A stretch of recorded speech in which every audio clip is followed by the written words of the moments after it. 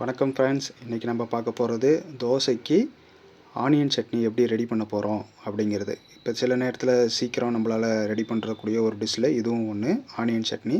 இது உங்களுக்கு ரெடி பண்ணுறதுக்கு முக்கியமாக இன்க்ரீடியன்ஸ் என்ன வேணும் அப்படின்னு பார்த்தீங்கன்னா, சின்ன வெங்காயத்தில் ரெடி பண்ணிங்கன்னா தான் உங்களுக்கு நல்லாயிருக்கும். இப்போ சின்ன வெங்காயம், ஒரு 10 பல் பூண்டு, கொத்தமல்லி, கருவேப்பிலை, வரமிளகா, அப்புறம் கொஞ்சோண்டு ஒரு உருண்டை, சின்ன உருண்டை ஒரு புளி மட்டும் ஊற வச்சுக்கோங்க. ஏன்னா புளி ஊற வச்சா தான் மிக்சியில் போட்டு நீங்கள் கிரைண்ட் பண்ணும்போது உங்களுக்கு ஈஸியாக மையும். உங்களுக்கு தேவையான இந்த பொருள் எல்லாத்தையுமே போட்டுட்டு ஒரு தடவை லைட்டாக மட்டும் இது பண்ணிக்கிங்க, அரைச்சிக்கிங்க. அதுக்கப்புறமா தேவையான அளவு உப்பு, மிளகாத்தூள் இல்லாதவங்க மிளகுத்தூள் கூட யூஸ் பண்ணிக்கலாம். உங்களுக்கு காரத்துக்கு ஏற்ற மாதிரி நீங்கள் யூஸ் பண்ணிக்கிங்க. இதெல்லாம் போட்டுட்டு ஓரளவுக்கு மையிற அளவுக்கு நீங்கள் எடுத்துங்க. எனக்கு தண்ணி மாதிரி வேணும் அப்படிங்கிறதுக்காக நான் கொஞ்சம் கன்சிஸ்டண்ட்டாக அரைச்சிருக்கேன். இதை அரைச்சதுக்கு அப்புறமா உங்களுக்கு தாளிப்பு நம்ம எப்படி பண்ணுவோமோ அதே மாதிரி கடுகு, வெந்தயம், உளுத்தம்பருப்பு, சீரகம் எல்லாம் போட்டு நல்லெண்ணெய் ஊற்றி, நல்லெண்ணெய் யூஸ் பண்ணிங்க அப்படின்னா வாசம் உங்களுக்கு இன்னும் நல்லாயிருக்கும்.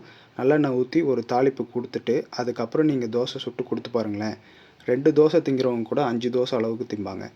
இந்த மாதிரி உங்களுக்கு தேவையான டிப்ஸ் எது வேணும்னாலும் வாங்க தெரிஞ்சுக்கலாம் பேஜை ஃபாலோ பண்ணுங்கள், லைக் பண்ணுங்கள். வேறு ஏதாவது வேணும்னாலும் உங்களுக்கு கமெண்ட் பண்ணுங்கள். உங்களுக்கு நாங்கள் ரெடி பண்ணி கொடுக்குறோம். நன்றி, வணக்கம்.